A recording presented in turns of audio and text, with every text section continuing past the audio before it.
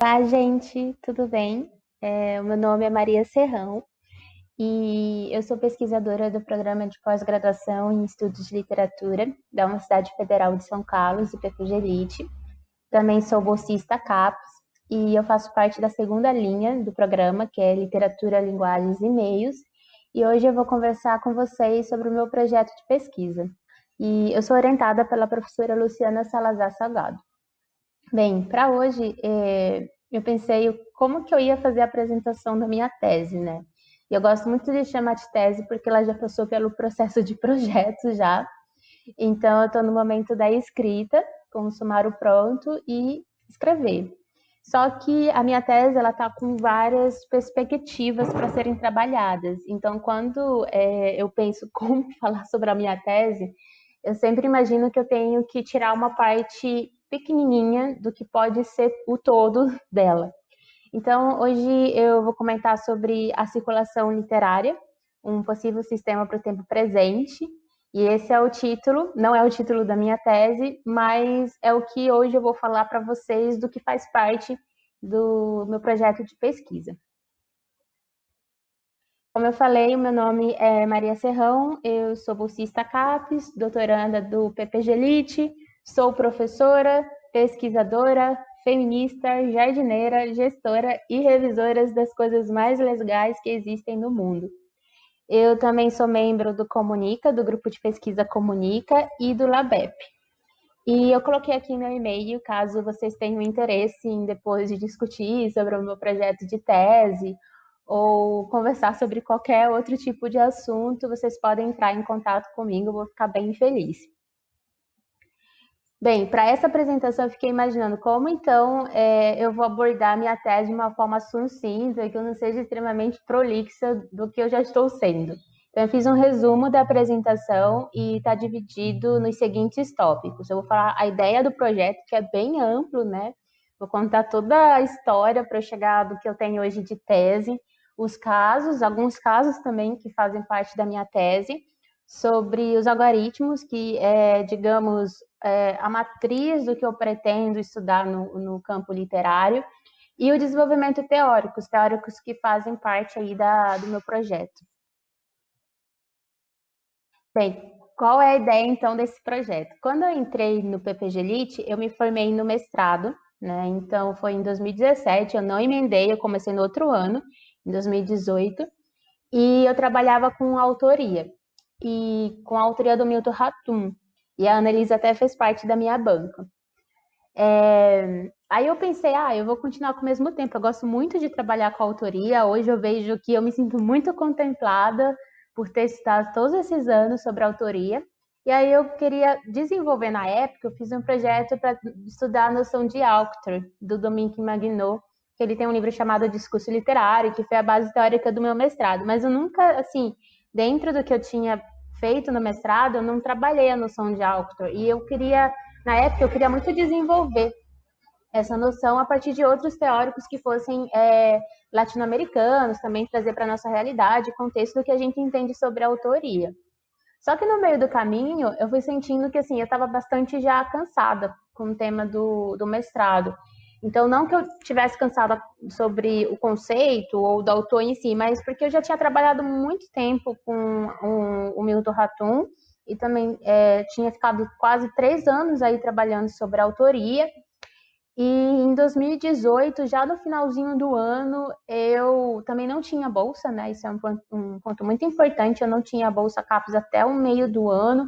Então, eu comecei a trabalhar em outras áreas. Eu comecei a trabalhar com marketing, sobre conteúdo digital, mídias sociais, e isso foi fazendo parte, assim, da minha rotina.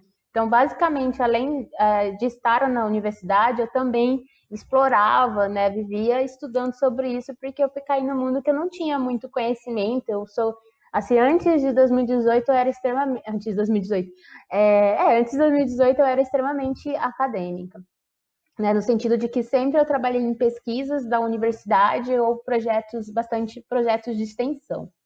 No final do ano, eu estava nessa indecisão, eu tinha acabado de fazer o CELIT, que é o Seminário de Estudos de Literatura, que vai até acontecer agora, em setembro, E eu tinha sentido assim que durante a arguição eu não estava indo para frente.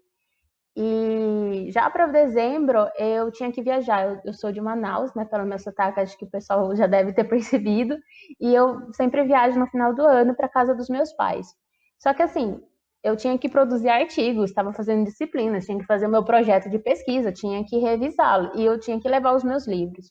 Eu nunca fui muito adepta da leitura em tela, né? De notebook, tablet, celular, eu não gosto.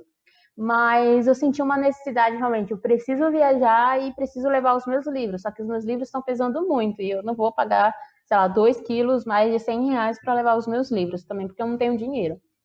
E aí eu decidi comprar um Kindle. Eu falei, vou comprar um Kindle, porque daí as pessoas, muitos amigos meus tinham Kindle e tal. E aí eu falei, vou comprar um Kindle e foi o boom assim do projeto do que eu tenho hoje, porque eu nunca tinha tido a experiência do Kindle, né? A minha leitura do Kindle era tipo, não vou gostar, gosto mais do livro. Só que, ao mesmo tempo que eu comprei o Kindle, eu estava lendo alguns artigos de um professor de Salamanca que também acompanha um pouco da minha pesquisa, que é o professor José Antônio Cordon, da Universidade de Salamanca. E a partir disso eu fui colocando os artigos no meu Kindle, né, convertendo eles e basicamente eu descobri um novo mundo. E aí eu vi que eu estava muito interessada sobre a experiência de leitura e ao mesmo tempo, lembrando, eu trabalhava em outra área.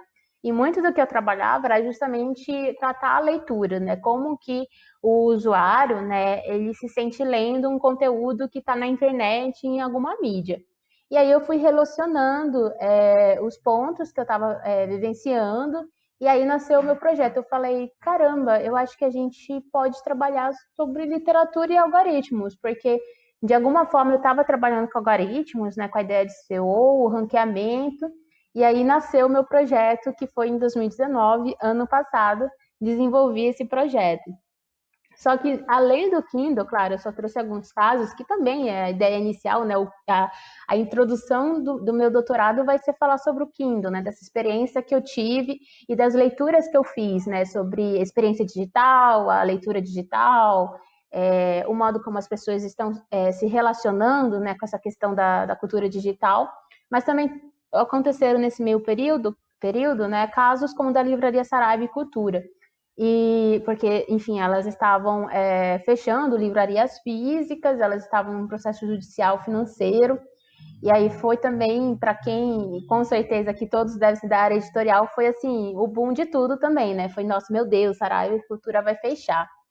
E só que, além dessa notícia que rodeava também no meu grupo de pesquisa, a gente comentava, Saraiva e Cultura, mas a gente sabe que o mercado editorial tem os seus problemas, não são problemas de hoje, são de muitos anos, mas teve uma carta que era da Companhia das Letras.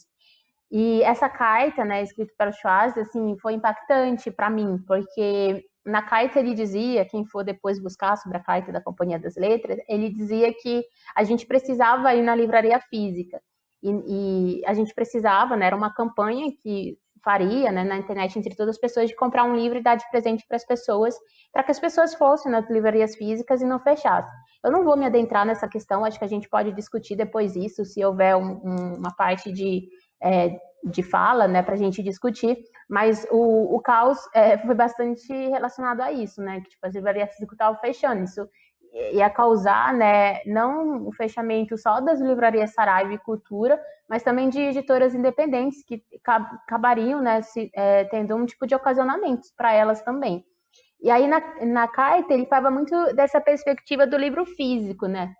E na época eu estava estudando sobre o Kindle, estava estudando sobre os livros que, por exemplo, os livros da Amazon, né, os e-books, e essa necessidade, né, de você ir até a livraria física e comprar um livro, né? Qual era a diferença da necessidade desse livro físico para um livro que eu poderia ter baixado no Kindle? Eu tinha passado por essa experiência, eu tinha deixado de comprar livros físicos, eu estava comprando e-books, né? Por um preço até, digamos, até mais barato. Então eu fiquei muito nessa discussão sobre esse tema. E tem um outro caso que é muito interessante, que também era uma pesquisa, desculpa, eu não trouxe agora, e também não vai dar muito tempo, mas era uma pesquisa nos Estados Unidos, talvez na cidade de Alasca, em que eles analisavam, nem sei se existe uma cidade de Alasca, mas enfim, eles analisavam, né, os livros que eram vendidos em datas comemorativas. Então, dos problemas desse período era sobre o e-commerce. Então, você tinha uma venda de livros que era tipo, e eu estava estudando sobre marketing, de que chegavam várias mensagens via e-mail e por outros canais, e as pessoas compravam livros, ou porque estavam nas promoções, ou porque era uma data comemorativa. E eles tinham produzido um algoritmo para acolher todas essas informações na internet. Algoritmos é um campo muito amplo de discussão, mas não vai dar tempo de discutir, depois a gente discute. E eles acompanhavam e esquematizavam isso dentro de um site, depois eu posso colocar aqui, que você acessava os livros que eram mais vendidos nos Estados Unidos devido a essas datas. E basicamente eles falavam: o marketing literário está fazendo parte da rotina dos livros, né? Da rotina, da circulação dos livros. Bem, devido a isso, né, dessa questão dos algoritmos, eu acabei fazendo uma disciplina com a minha professora, que era sobre objeto editorial, e eu comecei, então, a montar o projeto de pesquisa para o meu doutorado. Em 2019, a gente sabe que mudar projeto de pesquisa no meio do caminho, assim, é um risco a se fazer, e com a pandemia virou um duplo risco para mim também. Mas eu precisava mudar, eu sentia que eu estava num outro momento, numa outra base profissional, e que eu necessitava mudar o meu projeto, porque eu gostava de estudar autoria. E, aliás, eu vou voltar a estudar autoria agora na tese também, né? É um dos meus últimos capítulos.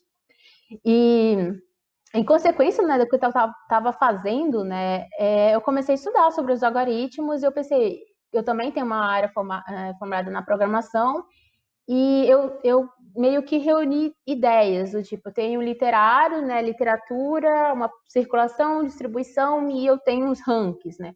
Os rankings e aí eu penso na perspectiva discursiva literária do Manguinot, dele ser uma forma de uma rede, né, que os ranqueamentos são um tipo de rede literária. E aí eu comecei a estudar os rankings do site Publish New, comecei a estudar sobre SEO, que eu já tinha um conhecimento, eu estava fazendo parte dessa SEO, né, falando sobre resenhas literárias, Instagram, Facebook. E eu também, além da parte de ranqueamento, que eu fiz na disciplina da minha orientadora, a professora Luciana, eu também estudei o caso TCD em uma outra disciplina com a professora Rejane Rocha, que também, ainda que eu não tratasse da questão, digamos, do ranqueamento, né, eu estava trabalhando com autores, né, digamos, de literatura infanto-juvenil, né, não digo, desculpa, não é infanto-juvenil, mas uma literatura, digamos, adolescente, destinada a adolescentes e outras pessoas. Na verdade, isso também entra muito em discussão, porque no artigo que eu fiz, o autor, né, fala que a maioria das pessoas que leem seus livros tem a idade entre 20 a 24 anos, 25, né? Então, desculpa aí pelo erro, agora eu fiquei pensando, né? Mas esse caso me chamou muita atenção pela questão da performance autoral desse coletivo, né? Porque o TCD é um coletivo e eu comecei a estudar e estava relacionado com as mídias digitais, e quando a gente está falando de mídias digitais, a gente está falando sobre algoritmos. Bem, para terminar, porque eu já falei demais, assim, eu quero que esse vídeo ele fique assim natural e que ele não fique planejado. Eu posso ter falado algumas coisas incoerentes, como o do TCD de literatura infanto-juvenil, mas a gente pode discutir depois. Eu tenho a base teórica, né? Hoje eu já tenho formada do que eu quero trabalhar, então eu vou continuar trabalhando com o discurso literário do Dominique Magnot. Eu vou trabalhar com a ideia de teoria de polissistema e com o conceito de sistema literário do Evans O. O Evans O é bem conhecido aí na tradução e literatura comparada. E é bem legal, tô começando a escrever esse capítulo, né, que vai contar sobre a relação do discurso literário e do sistema, então são conceitos que precisam ser desenvolvidos. Eu vou trazer um teórico e brasileiro que eu gosto muito, que é o Sérgio Amadeu da Silveira. Eu vou falar sobre democracia e códigos invisíveis, e também o Han, porque uma das propostas que eu tenho dentro da relação literatura-algoritmos, né, entendendo a circulação literária e pensando nesse sistema que está se formando pelos algoritmos dentro da produção literária, é pensar sobre a estimulação que as pessoas têm em produzir coisas para as outras pessoas na internet, como uma estimulação erótica, da necessidade de fazer isso, né? E aí eu vou trabalhar um pouco da autoria, porque aparentemente dentro do que eu tenho de estudos, os autores estão se sentindo mais confortável, ai, eita, confortados, confortáveis em ter perfis, né, das mídias digitais. Bem, Eu poderia ficar muito tempo aqui conversando com vocês, mas como o nosso tempo é um pouco, assim, pequeno, né, 15 minutos, mas eu também sou muito prolixa e demoro muito, e eu quero deixar esse vídeo muito natural e talvez tenha tido ruídos, mas eu acho que não vai ser um problema, que daqui a pouco eu vou ver se deu certo. Essa é a minha apresentação. E eu agradeço muito por vocês terem escutado até agora.